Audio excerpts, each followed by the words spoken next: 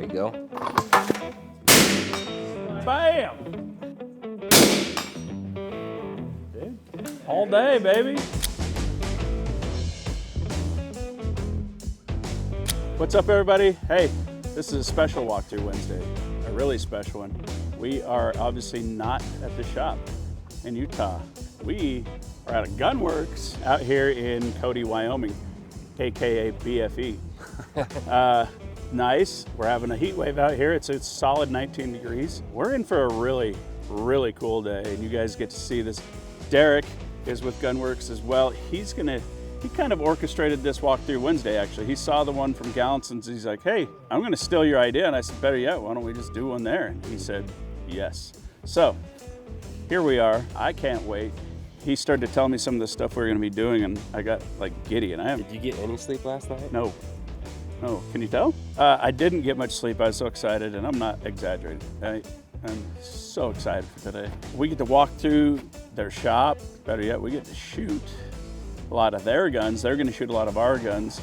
We're gonna do a podcast together today. I'm excited about that. I get to hang out with his dad for a while and, you know, with the big man doing a podcast, so I feel pretty special. And we're gonna do a lot of shooting, a lot of learning. It's gonna be a lot of fun. So follow us along. We're gonna go do that. I don't know what's in store right inside the building because I haven't been in there yet. So let's make our way there because it's cold out here. It smells like a fun shop. That first thing I wish you guys had smell-o-vision. Smells like a good shop. Smell-o-vision? Oh, it smells good. Fun little storefront though.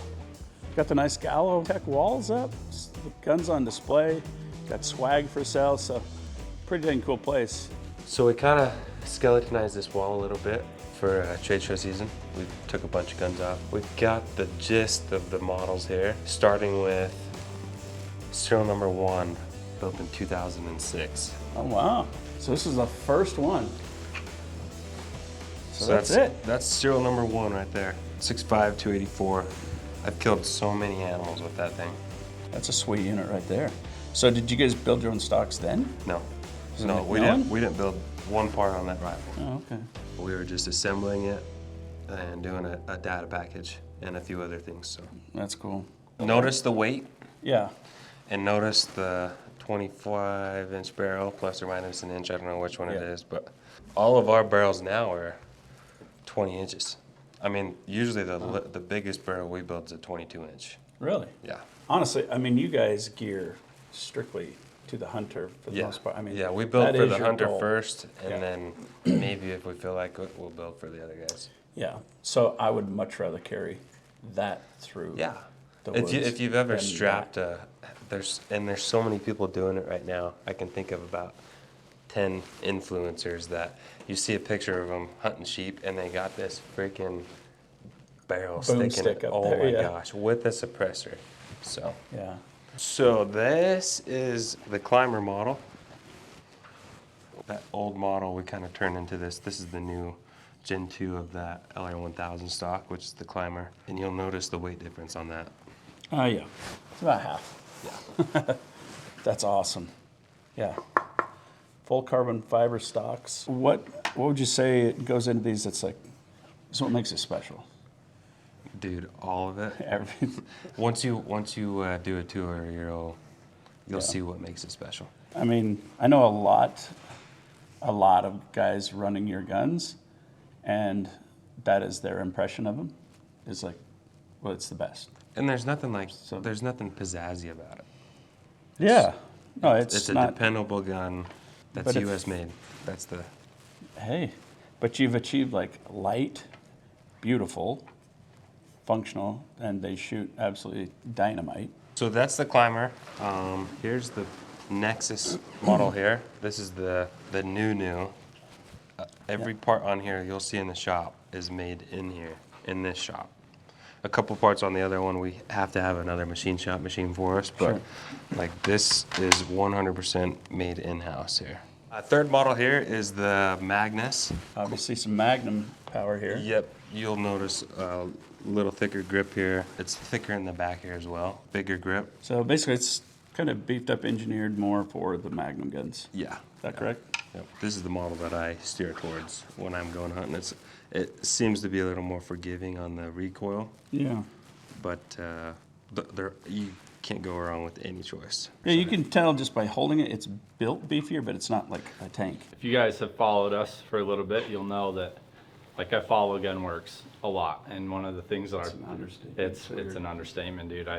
I know I got an addiction, but one of the things that I really love about these guys and why I follow them so much is their rate of innovation. And what Derek is being fairly humble about right now is that, yeah, these things are a little bit bigger and they're maybe a little bit heavier, but everything is designed with specifics in mind.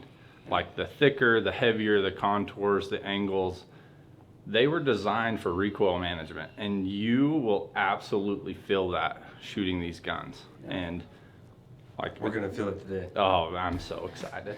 I'm so excited. And that's just the guns. Like, there's a million times more to the story of what they're pushing innovation-wise with ballistic solvers, optics that are smart optics, smart scopes, stuff that like a normal gun company, they're just not doing. And the fact that you guys have, in this little town in the middle of nowhere in Wyoming, have that kind of talent in-house. Cody makes it fascinating. seem like it was somewhere, but when we go to our range today, you're gonna be like, this is where Gunwerks started? What the hell? I love it. I love it. Well, hey, we started Utah Airguns in a gas station. Oh, so I get it. All good companies start in something small, probably. Yep. So This wall is missing a lot of guns. When we do a skunkworks rifle, it's a limited run, and we sell every 200 and lickety split. Well, my dad would be like, wow, dang, I should have grabbed one of those. So we've got, a co-pilot. That was kind of like Yeah. the first one that we did. Got the blaster. That's like probably the one that we're most well known for is that blaster. So blaster, the lightsaber, that's a 338 RCM integral suppressor. That one's pretty cool. what? That's cool. 22 LR Rim Reaper is what we called this one. I actually have only shot one like 10 times. They went so quick. And then we did this one's in pieces right now because I had to steal a bottom metal for a customer, but this is what made the new Climber. We were testing out a lighter profile barrel, lighter profile components all over. This is some actually NASCAR carbon fiber. This is what they make all their seats out of. So you're selling both the lightweight, so kind of an optics hunting spotter tripod, and then you've got a super lightweight hunting tripod. And then you've got spotters. We got 2 spotters. We've got a one eyepiece here, which is just a normal mag eyepiece. And then you've got another, which is, it's got a reticle in it. Fixed power with a reticle. Dude, it is, this is the only thing I take to Africa is a reticle. Oh, for sure. I take it this is in minutes, yeah? Yeah. And what do these retail, do you know? I think it's 2,000. You'll notice I'm not a sales guy. No, that's okay. $2,000 probably. And then extra eyepiece if you want, like the eyepiece with subtension, No, it comes with. it comes with both eyepieces. Yeah. Oh, dude, that's a steal. That's a steal. Yeah. Can we sell these? For sure. You're already set up as a dealer. Yeah. A couple more optics. You got some accessories here like bino mounts, window mounts. Got our BLR 10B. That's the bino with the rangefinder in it. Smart rangefinder. And this has all the smart solutions. It's got angle, it's got Dude, everything. everything. Yep. So smart binos. I always joke about the way my dad was raised in ballistics and rifles and stuff. He had to learn all that stuff. Dude, Yeah. I don't know anything about it. I just. You don't need to. You don't need a Yep. sketch pad. You got this. You got smart optics. And then you've got BR4, which is the monocular. That's Yep. 10 power. And all the smart optics interface with that Revic app. That app's all in-house. That's what I mean. Cody, Wyoming, aka BFE. They're still like super smart people here. What does BFE mean? But F Egypt. Is that what it is? Yeah. I always think it's butt nowhere, but I'm like, okay, where's the N at? Another product is suppressors. Yeah. We're missing these ones. They went to the trade shows, but that's my favorite model here, 6+. It's this one, but it's 2 inches shorter. You've got stainless models and titanium models 3 in each, so 6 plus 8 And it's probably a given. Like if you buy a Gunwerks gun, usually. you're gonna buy the can. Usually. You know, if they have any kind of manners at all, they're gonna buy the can with it. Yeah. I mean, what are they? A bunch of heathens shooting loud all the time?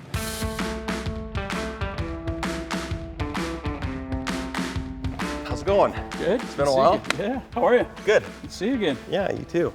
What's happening? Yeah. Yeah. That means a lot's happening. That's what those smiles are. Is I got a lot happening. No, we've been hustling on some year-end stuff and some 2025 business planning. So, Cool. Did you guys tour product already? Then we can go cover some manufacturing and shop tour then. Yeah. Let's Yeah? do it. You want to do that? Love it. With our facility, the whole land acquisition and building development is all based around shooting. We shoot every single gun as we wrap it up, and everything gets proof tested before it goes to a customer.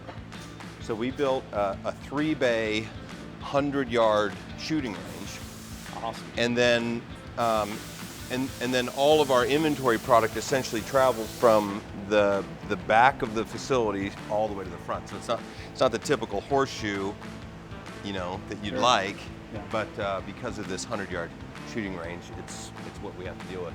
Let's start back in there. So this is kind of where we finish a gun, and it's always a good sign when there's no guns on the rack, because that means everything's shooting good and passing through the that is a system, so it plus. flushes out. Yeah. The process for us works once they come out of assembly and they land in here. The guys will, prep them for shooting and then run them through the range. Do break-in, do function testing, do precision validation, and then we'll use we've got 3 Oler 85 systems in there that are measuring group size, velocity, and then they're also measuring time of flight. And so we can equate that with some Doppler files and some ballistic stuff that we're doing so that we can get a ballistic file for that rifle. Yeah. And then we build that custom turret. So we can check out the range real quick. I don't think there's too many gun companies that are going to go through that effort before the gun ever leaves the door. That's the thing that you're really buying from Gunwerks is, like, we're providing ammo, we're providing the gun, we're providing optic, we're providing rangefinder, we're providing ballistic solution. Yeah. So everything's there. It's that 1,000 yards out of the box. It's a turnkey system. So 3 Olers and 100-yard downrange, and then downrange those systems have 4 microphones on each target. And when the bullet passes by the microphone, the shock wave triggers a position sensor. So we're measuring our group with that, and it'll display on the chart, and then we're collecting all that data into our program, and then our ERP system automatically grabs that data and pulls it over and makes that No turret way. image file. Yeah, it's really cool. That's insane. Yeah, it's really cool. That's wild. We used to go shoot them out at the range. Go shoot them we've got that 250 acres down there with the KD range. You guys are going to go shoot there today. Yeah.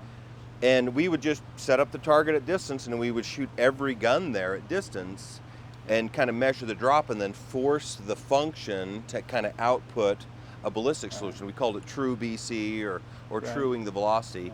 And once we got some good chronographs playing, magneto speed and the lab radars, we kind of stopped truing velocity. Sure. We would anchor that, and then we would just manipulate the BC.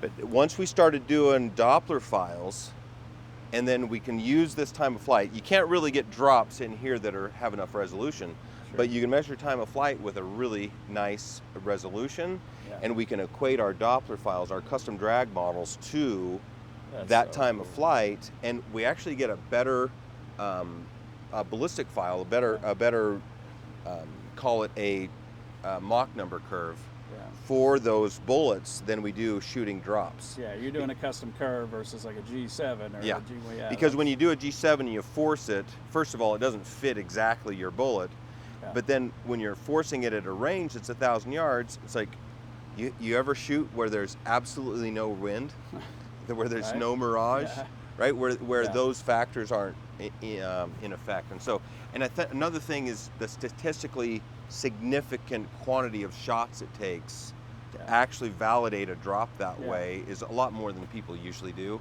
That's outstanding. That's amazing that you guys do that stuff. We don't do a very good job of thumping our chests on that, but Well, we should do a better job. You know what? I'll do it for you because I know a little bit about that. Nothing like to the knowledge you do, but I know what it does take, and that is an enormous step. Yeah. An enormous step, and people wouldn't understand it unless they were Well, there's trained that way. $350,000 worth of equipment, Yeah. and probably $200,000 or $300,000 worth of employee time and effort to coordinate all that. Yeah. That- Well, you know, we did some experimenting with one of your rifles a few years ago. Yeah. Derek put together a system, and we kind of did the same approach where we measured some Doppler files, and we're using our smart scope in conjunction, and it made a really cool system. Yeah, yeah. Well, we might have to do that a little more. So, I think so. uh, Well, let's keep going. I'll show you some more cool stuff. You'll notice when you walk through the shop, you're not going to see any paper. So there's no work orders and travelers chasing parts around. All of the stations are run with our ERP system.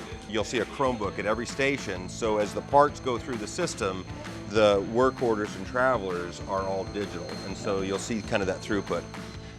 Here's kind of assembly stations. So any small parts that we're doing, rings, bipods, when we do bolt assemblies for Nexus kits or whatever, small part assembly happens up in these. So on your ERP system, explain a little bit how much work that was. Yeah, is. That's what I should say. Yeah. Yes, we put a new system in place in 2019, and it literally came this close to putting us out of business. Like almost crushed us. Like we got by the skin of our teeth and made it through that tough period. But we've upgraded twice since then. Once was just a week and a half ago. Oh. And so about every 2 to 3 years, we have to upgrade to the newer system, and it's very, very painful. ERP systems are the best thing that's ever happened and the worst thing that's ever happened. If you look at our gun builds, if you go start adding up all the models, all the options, like we're in the billions. Billions of SKUs. Yeah. And you can't go to a QuickBooks and say, hey, how do I handle a billion configurable SKUs? Yeah. So in our system, when you make a configuration, that creates a SKU, a part number. Yeah. Or so whatever barrel, bottom metal, inletting, software, the engineered SKU will write the software for the stock inletting program, everything. That's amazing. So when you go online and you configure one, and here's this image and here's these options, and 3-4 months later, a gun kicks off the line and there's a picture that shows up in your email box, it's exactly what you ordered.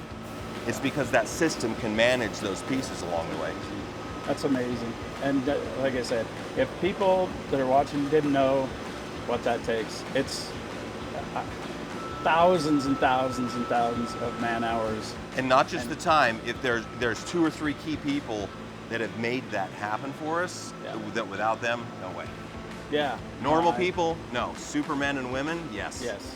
This area is almost all dedicated to suppressor manufacturing. We've got heat treat, laser welding, laser marking. We've been doing that since 2017-ish, I think. Okay. We actually still can't keep up. We built our suppressors for running 28 Noslers and 300 Winds and Ultras and all of that stuff. And all these other guys are building their suppressors for 308s and 6.5 Creedmoors. And anytime they do sound tests, they do it with 308s and 6.5 Creedmoors. It's going to sound quiet. Yeah. Well, it's going to be optimized for that volume of gas, where ours, we one of our tests, when we developed that, one of our core test products was Q and then Thunder Beast. So those were the two really nice cans that we like. And when we would test the Thunder Beast shooting 308s, we were a couple dB louder. When we would test against the Thunder Beast shooting 28 Nosler, we were 2 or 3 dB quieter. And so it really matters what the can's developed for and how you test it. Testing's hard, man. It's a weird phenomenon. More time. But the Gunwerks cans really do a great job. Ammunition. This is very tedious to make ammo. Yeah.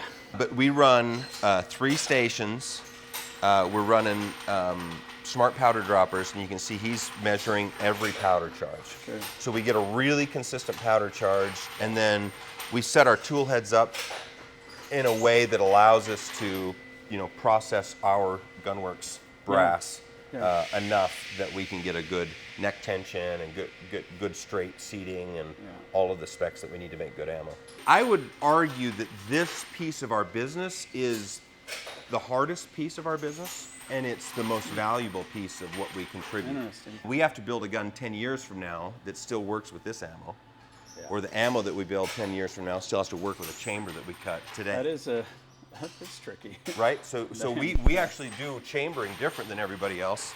We split, a lot of the guys, they're trying to combine all the chambering processes into one reamer and do roughing and finishing in one step. One of the gun companies in the state of Wyoming has a reamer, and they're able to chamber a barrel in like 4 minutes. We take 45 minutes. Because we actually break the reamer up into 2 different pieces, and we measure a headspace for the chamber part where the brass goes. Then we do a similar process for the throat, where we're able to set that throat within a couple thousandths of our datum point every time. So that your seating depth is always the same. Always the same. Always the same. These 2 machines support the Nexus rifle system, and we've got a new version of that action that we're just spooling up to run called the NX2. And we were able to change the bolt body to aluminum, cut about 5-6 ounces out of the whole system, and cut our bolt lift almost in half while maintaining our lock time and some other variables that we really like. These machines will run unattended, and we just feed them aluminum and they spit parts out. It's pretty cool. Here they're bringing up a new bolt shroud. So that would be an example of a part that we would run on this. And I think these are the iterations, and they're just tuning it in. But we do our barrel extensions for the Nexus on that. So this is a really hard part to machine. This is an exotic stainless, and trying to reach in there and get all those dimensions just right. Our barrels are swappable with bolt heads. Yeah. So that means you got to control in the 10,000ths of an inch your tolerance range for some of those surfaces, so that when you get all your stack ups, you can still headspace correctly. These 2 machines, basically we're making all of our aluminum parts. Okay. So whether it's scope rings, bedding blocks, Arca rails, whatever it is, we're making aluminum parts there. And you can see those tombstones up on the rack. Those tombstones have the tooling and fixtures for different parts. And so what we'll do, the robot just put that tombstone in there. So now he's gonna take finished parts off, put raw material back on. It'll send that tombstone back into storage, and then when the computer calls for the demand, right, say it's done machining this thing, it'll send that tombstone over, make the parts, send it back, and then, so we can run an operator for 4 or 5 hours in the morning and just load everything up. And if we've got our work balance, it'll run 24 hours. It'll run all night. Awesome. So there's that robot. So it'll just run back and forth on that track, grab those tombstones, and then turn them around and feed them into the bays or into the machine. Yeah. Here's our quality team, kind of centrally located. We have some parts that didn't come from vendors, like a firing pin, for example. Like, we don't have a Swiss machine here, so we source firing pins. So we'll check those, make sure that they're right. And a lot of those parts, real critical parts, they'll get 100% inspection. And some parts that aren't quite as critical get 10% type inspections. This is pretty much our barrel cell, is this set of machines right here. So we drill ream, we hone, and then we rifle. So when you're done honing the barrel, we can also use light patterns and inside the barrel to tell us what the straightness level is. Really? Yeah. So that's where we grade straightness. So if you look right at the light, you'll see that when the light hits that orifice, it just interferes and you get those concentric circles. And the dimensions at that stage are plus or minus a 10,000th of an inch. So we're hitting a number on that diameter that is tight. That's incredible. Is that cool? That is way that's way cool. Would you say you're maxed out on your barrel production? No. No, we have. Asking for a friend. We have more. I think one of the interesting things that we've experienced as we've grown over 2 decades is we used to source barrels, and now we make our barrels. We get to shoot every single barrel we make. And if you think about all the guys that are making barrels, they're mass production barrel shops.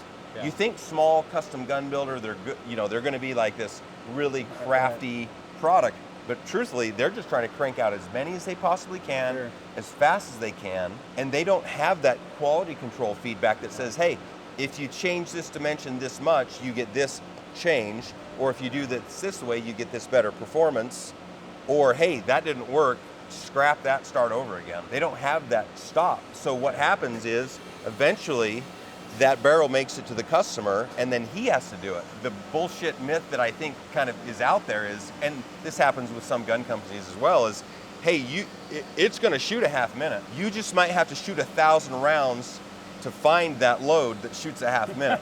Right. Right? Right. And so that idea that somehow it's the end user's problem and his responsibility to find some magical load that makes it work, that's what you get when you run mass production, not when you run custom. Yep. So running our own barrels has been really nice in helping us, just really control that quality aspect.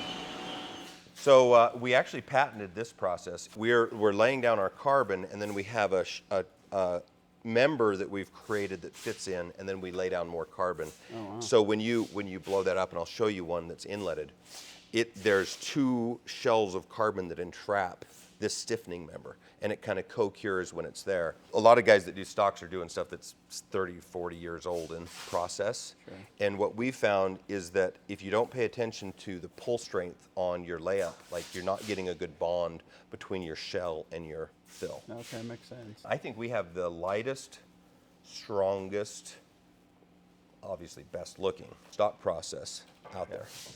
So there's those members. There's an example of a tool. Guys always want to know what those look like, and if they learn anything from that, then they want to go suffer the pain of making their own stocks. Then go for it. Go for it. You encourage it, right? Yeah.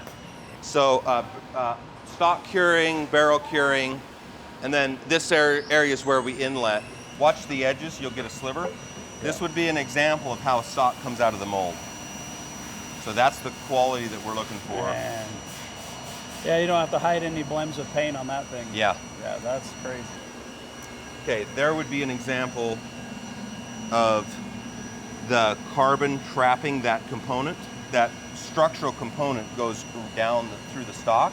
It's kind of funny, I'm seeing like Seekins just announced, they've made their new advancement. They went to a bedding block system. Like everybody's finally going to bedding blocks. We've been doing this for 20 years. 20 years we've been doing bedding blocks. Stock finishing, and then we kind of just drop into some paint. This is actually tedious, painting and finishing. These gosh darn tectonic patterns, it takes 4 days to turn one of those. So that when you get that pattern, it's in work for 4 days while they do the different layers. So we've covered pretty much the Gunwerks manufacturing. Yeah. So that you see we're pretty much touching everything. Yeah. So Revic Room, the core of this is just product QC. We work with a couple of OEM guys to do our laser rangefinders and our rifle scopes. These stations right here are where we do our electronic stuff. So all of the electronics design that goes into our products is done by our team. That's amazing. So I've got a group in Texas, down in Austin. Yeah. So if we got a circuit board, we design it. We source the parts, we procure the PCB manufacturing and the PCB assembly. We'll test all of our PCB stuff, and then we'll send different elements of it to our vendors to incorporate into our products. And you're in the middle of nowhere, like Cody, Wyoming, and you've got those people in-house. It's crazy. Yeah. Not only do we do our electrical circuit design, but all the firmware that we run on it, we develop. And all of our software, like our app, like those aren't outsourced, we build those. That's insane. So this is the scope. I don't think this one's batteried up. So there's a battery board, there's a USB board, and then there's the encoder board, and then that's where that display module drops in. I mean, if you've got this scope, you're just gonna send your ballistic profile over, and then when you dial the knob, it is doing the calculation for you in real time. Which is cool inside of that too, and part of that display. When you're dialing for that range, it's telling you the range. So you're not having to really look at turret, look at this. It's just looking through your scope, winding, and it's counting for you. You don't have to count your clicks. It's counting it for you. It's there. You got a firing solution instantly. So it's super cool. We've got a fairly new guy in marketing. We sent him elk hunting last year, and he got to use a gun with that on it, and the light bulb comes on. He's like, oh, I get it. I was able to adjust and correct and move and stay on target, and contributed It's huge. to success by staying in the scope. because So this machine is basically mechanical performance. There's a lot of guys out there that'll do impact testing, but we found like the Picatinny ring system isn't a great ring mounting system. I hate it. So you gotta have the right set of rings to keep from moving on the action. If you don't have your bases pinned, like stuff moves so much, it's really hard to do point of impact testing on a gun. Because how do you eliminate all the other variables? Yeah, you can. There's a lot of variable. Yeah. So with this, we do impact testing here, and then this impact testing has been developed to simulate the results on these machines right here. This is our destruction area. The recoil giver, huh? So you throw a scope in there, and this machine will cycle drops, and then like we can measure the recoil impulse, the acceleration. We also measure the SRS frequency response, which is a little bit better representation of the data that's there. This like our turrets that we designed. So we ran 10,000 cycles of turret adjustment right here. Run your cycle. Yeah, we found this funny thing when we were finishing this design. We did a new pin system that feels different. Normally they're just sharp, hard edges, and this one's wavy with a rod, a ground rod that drops in, and so it's just so buttery smooth. That's cool. But we found when we were testing lubrication, right? You'd get a little bit of wear, and then those parts would pick up that lubrication and make like lapping compound, and it would shred in like 1,000 cycles. Wow. But you'd run it dry, and it would make a little wear debris. Sure. It'd fall out of the way, and then it would just run forever. That's wild. So like just that test right there taught us don't freaking lubricate yeah, that's that pretty part. amazing. All right, this is R&D craziness. We've got a handful of pretty cool projects going. Here's a cool project that's just coming online. This is a Dvorak trigger scan, and so this measures the trigger movement versus force. And so you're able to create a curve so you can see what the trigger is performing like. And there's kind of an accepted shape that people want on a precision trigger. And so when we did a trigger development, we're like, okay, well, we need something that's more quantitative than, oh, that feels good. Right. That's crazy. I've never even heard of testing a trigger like that. That's incredible. The amount of detail and like the extra steps that you guys are taking are just amazing. So we started just like any other little shop where you're buying an action, a barrel, and a stock from somebody and putting it together. Yeah. We realized really quickly that relying on somebody else doesn't yield the right outcome. No, this was great. I appreciate you walking us through and giving us that detailed of a walk. That was so cool. I was supposed to be in a call at 9, so I better go jump on real quick. Okay. But I look forward to seeing you later today and Thank you so much. I appreciate talking it. more about business. Yeah. Thanks. Okay. Thank you. Thanks, sir. There you go. Chell, what do you think, man? Pretty incredible. It is incredible.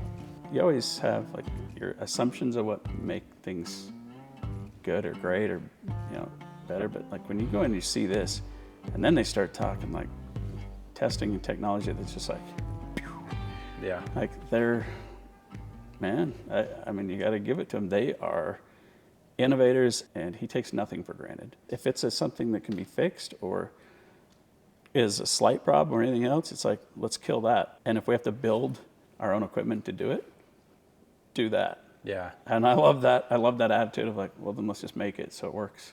What I really loved about everything was it's all about the end user experience. Like making that better for the end user, having a connection to that value is just incredible here. Yeah. And I love that he kept saying that, because that I feel like is our goal too. Absolutely. Time to learn, time to get better. So, yep. But I think we do a really good job at that already. But as you can see, there's always little tweaks you can make that make everything better. So Yeah. Pretty cool. Pretty cool. And the day's just begun. All right, so our day has just begun. We already had a full tour, and I mean like a full tour in detail. We haven't even started our day. So we still have to go, right? We have to go shoot guns. We have some meetings with other people here at the company later. We've also got a podcast here this afternoon. We're going to teach their staff a lot about Airguns and show them how cool they are and help them understand how they work and all that stuff. And then what we got? Podcast, dinner, what else? Shooting. More shooting. Yeah, we got a lot of shooting. Doesn't matter what else, but we got a lot of shooting to do. We got some planning to do too, so. We do have some planning, and we can't talk about a lot of it. No, but you're gonna wanna. Half the reason we're here, but You're gonna wanna stay tuned. Yeah, you will want to pay attention to what we got going on. Oh yeah. I'm probably not going to teach you how to shoot a gun, but if you are doing something wrong, I got a wood stick, so. Sweet. Hey, he's into that though. So. On the hands. You're going to be like, this is the smoothest mag ever. Wasn't that so You slick? can already tell the difference with Yeah. that, yeah. Yeah, that's impressive.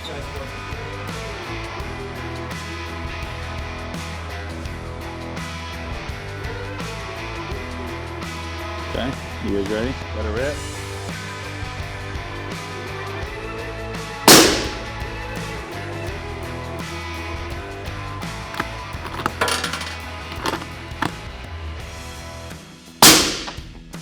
You're talking orange out. Yeah, farthest orange that you can see. 960, 966, 961 is what it's Okay. flashing to. Okay, 960 then. There you go. Oh yeah. Yeah, the recoil management on this gun is pretty impressive. Like that. Did scope you see- never- did you see never your hit? leaves. Yeah. Yeah, that's pretty impressive. That 5 shots, 6 shots total out of that gun, and we shot 4 at 100. They checked our 0. First 2 shots at 960. I mean, first one was in the vital, took the winds out, dead center. Like it. That was impressive. Did you shoot that on 15 power too? Yeah, I was looking through that. I was like, you Okay. shot 15 power?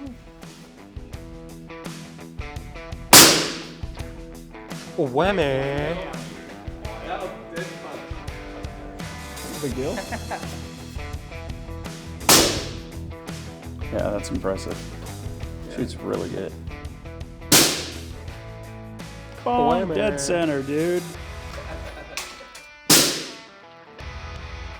Nice. Woo.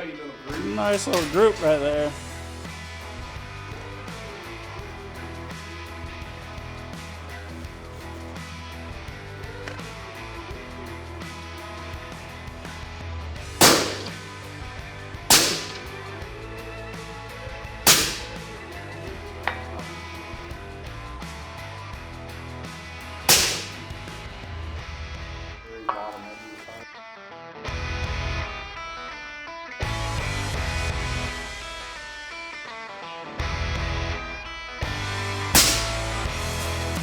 Send it. Money. Perfect, dead center. Right on top of it. Damn. Right in there again. Damn. Yeah. Because Justin, he trued everything up, had it ready, then passed it off to us. So.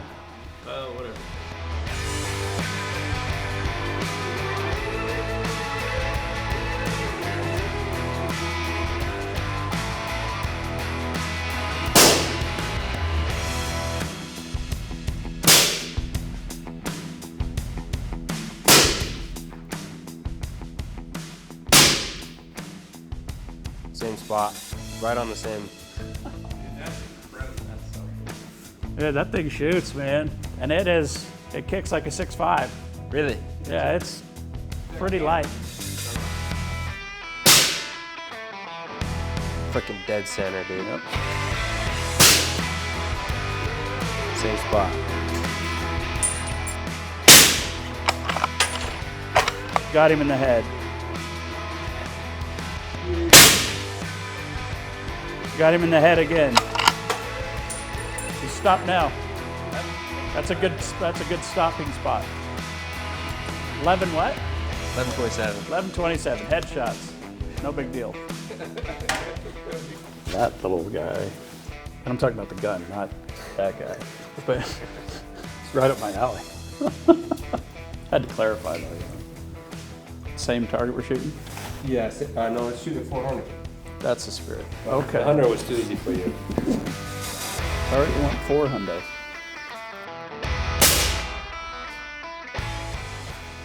That's pretty good right there. I could have got off the tripod, dude. With Huh? no rear support, standing. Yeah. I couldn't do that. The old shock and awe. You saw this last walkthrough Wednesday when we were at Gallantson's. He had one of these in a briefcase. And here we are. There you go. That thing just bounces off this. Dude, that's like I said before in the other video, there's not too many guns that I see these days that I'm just like, that is the coolest thing. Like, that's one of them.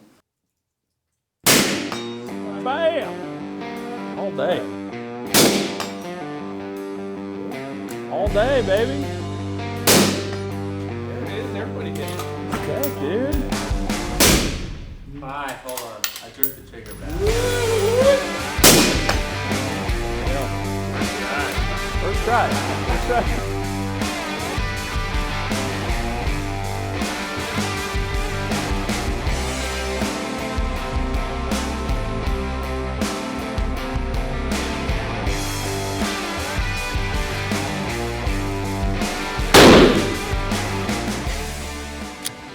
Dude. I just got a little nervous shooting this thing. Right? You're shooting a bullet that's bigger than your wiener. It's, you know, fair to say. That's not hard, but I'll shoot offhand. But Yeah, I'm gonna shoot envision off- like, shoot it offhand. well, will they be charging me right now? Which one's the water buffalo? That's the wild one, huh? Just shoot the target. Okay. Good. Oh, I'm so nervous.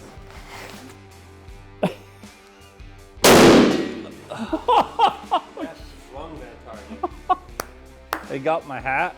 Like, if I didn't have my hat on, I probably would have just got scoped. Dude, I was laughing because I could tell when you thought about it because your muzzle went whoa. Yeah. I was like back to target. Yeah, I saw You it, smoked it. You smoked it all right. Dude. That's It impressive. definitely hit harder in the muzzle. That's super cool. Got him. A shot. It does get your head. That is a. It does. Yeah. Like, I legit, look at this. I have a bend. I legit have a bend in my ass. Don't blame yourself. He does. You freaking nailed that, dude. Yeah, dude, I'm you drilled impressed. it. You got it. Freaking smoked it. Piece of cake, man. You guys are animals. Hammered that rock. Nice shooting. All right, I'm going to propose we switch up to some air guns. Yeah, yeah. Now on the opposite end of the scale.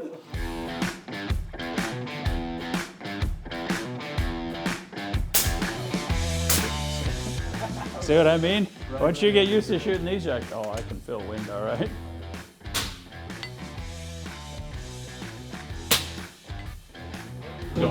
What you think? I love it. Ooh.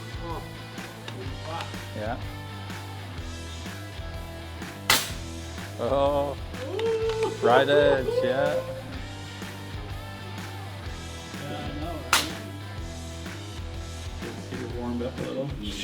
That's a hell of a group. Yeah. There's 3 on top of each other. That's pretty sweet. It's so wild in such a compact package to make no noise.